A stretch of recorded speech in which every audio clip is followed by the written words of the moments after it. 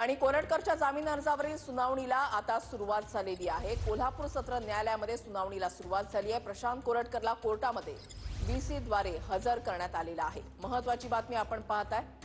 प्रदीप कापसे आमचे प्रतिनिधी आमच्यासोबत जोडले गेलेले आहेत। थेट जाऊयात प्रदीप यांच्याकडे। प्रदीप,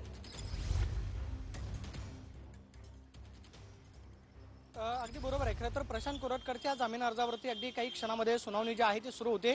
आज सत्र न्यायालयाकडून या संदर्भात नक्की काय निर्णय दिला जातोय पण महत्त्वाचं असणार आहे। प्रशांत कोरटकरच्या वतीनं वकील सौरभ गाग जे आहे ते युक्तिवाद करतायत, तर इंद्रजित सावंतांच्या वतीनं आसिम सरोदे जे आहे ते ऑनलाईन व्हीसीद्वारे युक्तिवाद जे आहे ते करणार आहेत। अगदी थोड्या वेळात दोन न्यायाधीशांसमोर ही सुनावणी जी आहे ती सुरू होते। आज सत्र न्यायालयाकडून प्रशांत कोरटकरला जामीन मिळतो का हे खरं तर पाहणं महत्त्वाचं असणार आहे। सगळ्यात महत्त्वाचं म्हणजे कोल्हापूर पोलिसांनी या सगळ्या प्रकरणाचा तपास करून जो आहे तो आपलं लेखी म्हणणं जे आहे ते न्यायाधीशांसमोर सादर केलेला आहे। पोलिसांनी खरं तर आता जामीन अर्जाला आव्हान देताना म्हटलेलं आहे की प्रशांत कोरटकरचा जामीन जो आहे तो नामंजूर करण्यात यावा। मात्र आता खरं तर कोर्टाकडून युक्तिवाद झाल्यानंतर नक्की काय निर्णय दिला जातोय पण महत्त्वाचं असणार आहे।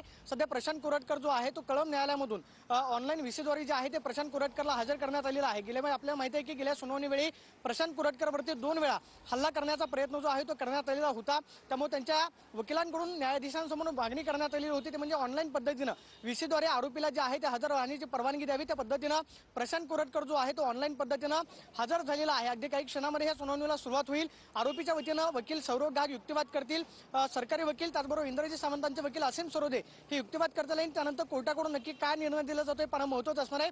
मात्र सगळ्यात महत्त्वाचं म्हणजे या प्रकरणाचा तपास करताना जे खरं तर बचाव पक्षाचे वकील आहेत त्याचबरोबर सरकारी वकील जे आणि पोलिसांकडून म्हणणं सादर करण्यात आलेलं होतं की या सगळ्या प्रकरणाचा इंटरकनेक्टेड तपास जो आहे तो आम्हाला करायचा आहे। सगळ्यात महत्त्वाचं म्हणजे प्रशांत कोरटकर जो आहे तो फरार होताना त्यानं नक्की कुणाच्या गाड्या वापरल्या, त्यानं कोणाकोणाची मदत घेतली, या आम्हाला सगळ्यांची समोरासमोर चौकशी जी आहे ती करायची आहे। त्यामुळे सगळ्या गुन्ह्यांचा तपास करताना तो ज्या ज्या राज्यांमध्ये फिरला त्या ठिकाणी जाऊन आम्हाला तपास करायचा आहे। त्यामुळे आणखी काही तपासासाठी वेळ जो आहे तो देण्यात यावा अशा पद्धतीची मागणी कोल्हापूर पोलिसांनी न्यायालयाकडे केलेली होती। मात्र न्यायालयीन कस्टडीमध्ये असताना आज खरं तर पोलिसांसमोर आता लेखी म्हणणं सादर करत असताना नक्की कोणते मुद्दे जे आहेत ते न्यायालयासमोर मांडले जातात की त्या मुद्द्यांच्या आधारे आज खरं तर प्रशांत कोरटकरला जामीन जो आहे तो पोलिसांकडून या मुद्द्यांच्या आधारे नामंजूर करण्यात यावा याची मागणी केली जाते। दुसऱ्या बाजूला खरं तर जे आरोपीचे वकील आहेत सौरभ गाग त्यांनी गेल्या वेळेस युक्तिवाद करताना म्हटलेलं होतं की ज्या ज्या वेळेस गरज पडेल त्यावेळी आम्ही तपासामध्ये सहकार्य करू। त्यामुळे आता आरोपीला जामीन जो आहे तो मंजूर करण्यात यावा।